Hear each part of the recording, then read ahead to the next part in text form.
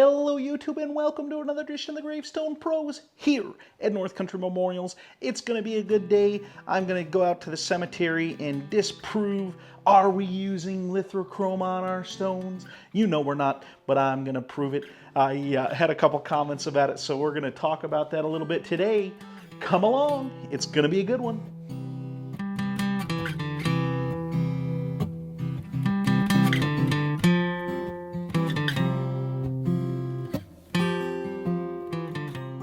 So before I head out, I just want to brag on my dad just for a second.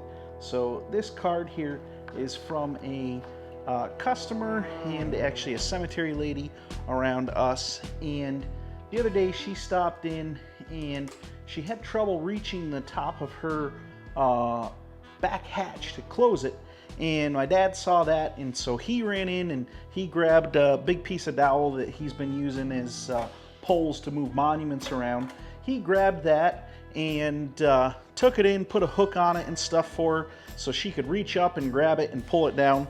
And, you know, it didn't take him long, 5-10 minutes. She brought that card as a little thank you. The best part was he was gone when she came. So when he got back and I gave the card, he looked real confused and was like, huh, what's this? And, you know, he opened it and, you know, it took him a second to even remember what the card was for and what he had done. I had to kind of remind him, and you know, he's just used to doing stuff, and he doesn't think a thing of it. He certainly doesn't expect a thank you. She'd also put in there a gift card for Dunkin' Donuts, so that was really nice as well. I think he'll enjoy that. He likes coffee. So anyways, it made me think, you know, I want to be like that. I want to help people out, and you know, sometimes I don't do that kind of stuff because I'm nervous. Well, what if it doesn't work? Or what if they don't find it helpful? Or what if they just think I'm meddling? And, you know, Dad's got confidence just to go for it. And, you know, it ends up being a good thing, something that I can take a cue from and do better. So I'm going to work on that.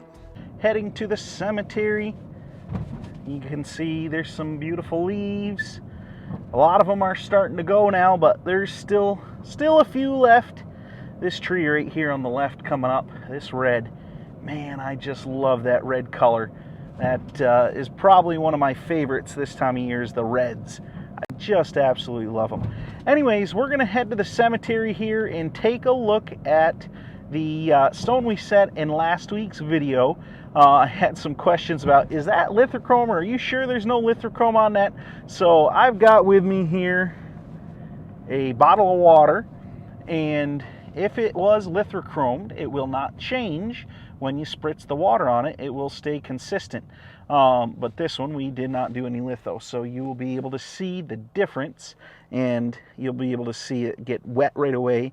And I'll show you another stone close by that has litho on it and how it stays looking very white even when it gets wet, which is an advantage of litho. It's the only thing I like about litho better, is that even on wet, rainy days, it stays looking really nice. And that's one thing with the letters that don't have any paint in them. You can definitely tell they get wet and they get very hard to see. So we'll take a look at that, and then I'm going to talk a little bit more about the process, how we do it. We've been using steel shot now. Not everybody does steel shot for their skin frost and for their panels. A lot of people just use newer sand, which is the best if you don't have steel shot. And then also want to recommend, if you are trying to do that kind of thing and you're using just old sand, I'm going to show you a little bit of the difference it makes using new sand versus old sand, and then versus bluing, which we've talked about different times. That's our finishing technique that we use, and that compared to the other finishes and how it makes this stone look different, and then as well what those grits actually physically look like. So we're going to jump into all that here. I'm not too far from the cemetery, so I'll pick up back there. Made it here to the cemetery, and I've got my water. We're going to come over here, take a look at that stone. Now, first of all, the sun is back behind us here, and the stone is sitting right here. So already, it's not going to look as bright and white as it did. But you can tell So this stone sitting right next to it was new and painted, and this is not. And there you can really tell, looking there, the difference. But just to show you, this is what happens when it gets wet.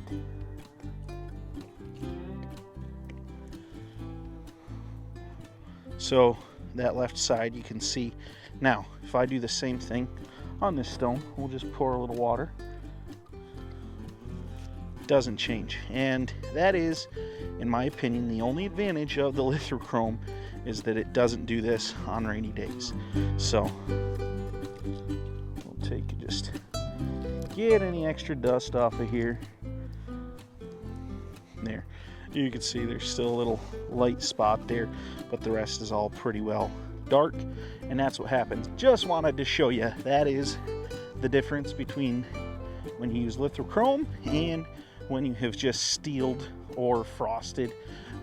Different people call it different things, but that is the main difference, and you can tell pretty easy by doing that if a stone, of course, was done with litho or whether it was just left natural. So I had mentioned the advantages there at the cemetery of having the litho as far as it staying dry, while looking dry even when it gets wet. It still shows very good. But I want to show you the disadvantages and why I don't do paint. And it's because of this right here. I've never seen a stone in the cemetery with paint on it that doesn't eventually end up looking like this. And pit marks and stuff coming off. In the end, it starts coming out. Looks really rough when it's all chipped like that.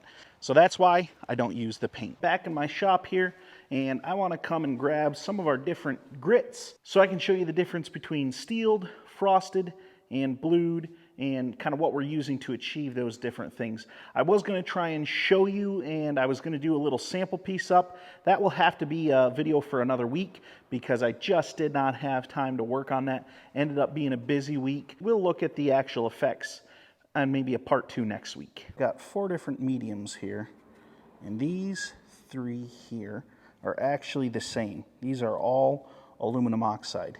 This here is steel shot. Now, this might be kind of hard to see, but I'm going to do my best to bring it and show you. So these are like little balls, and they are actually steel. They are magnetic, and we pick them up with a magnet when they get loose, and that is steel shot. That gives the very brightest look to any panel or any surface of the stone. If you hit it with this, it's going to be as bright as you can get it with the sandblast process. Now, we have a special booth, and another person asked me in the comments maybe show the layout a little bit, so I want to talk about this briefly. So we built this booth last fall, actually last winter, through the winter. We built this booth, and this is the steel shot booth. The only thing we do in here is run steel shot out of this pot. That gives us the brightest possible panels when we do that, and also skin frost letters we've been doing in here as well. So that is that booth. This booth here is the secondary booth, and that is where our main blasting happens. That's where the V cutting gets done, anything like that all happens in there. Then when we come out of there, we go into our third booth over here, and this is the bluing booth, and this is where we do our finish work for V-sunk letters. Now on skin frost, you would never want to blue because that's going to make it darker. So we're doing this only for V-sunk letters, and we use this little pot here for doing that. If you don't have a separate booth set up that you're able to use steel shot in, the next best thing is to get the most gritty thing you can. For us, that always used to be this right here, and this is R36. R stands for reclaimed. 36 is the size of the grit, and this is aluminum oxide. Now you can see that is, again, pretty coarse, pretty aggressive, and you want the most coarse, most aggressive thing you can when doing your panels and skin frost. This is going to be the best. Now, to delineate between a frosted panel and a steeled panel is what medium you're using. So if we're using steel shot, then technically we are doing steeled panels. And if we are not, and we're using the R36, then we are doing frosted panels. That would be the delineation there. But that is very clean and in good shape. Now you can see this one here compared to this. This is the same stuff, but this is after it's been run through time and again in the big blaster to V-cut letters. It turns into this. So it's a lot more powder in here, and I'll show you this consistency. So we have some grits, and it's still pretty gritty, but it is not near as coarse as the R36. So this is just broke down R36. It's got some stone dust in there, and it's got dust of the R36 as it breaks down. And then this is the finishing. This is very fine. This is bluing powder. Now this is what we collect from the dust collector, and you can see how that dust sits right on my hand as I move this around. It wants to stay right there because it is very fine.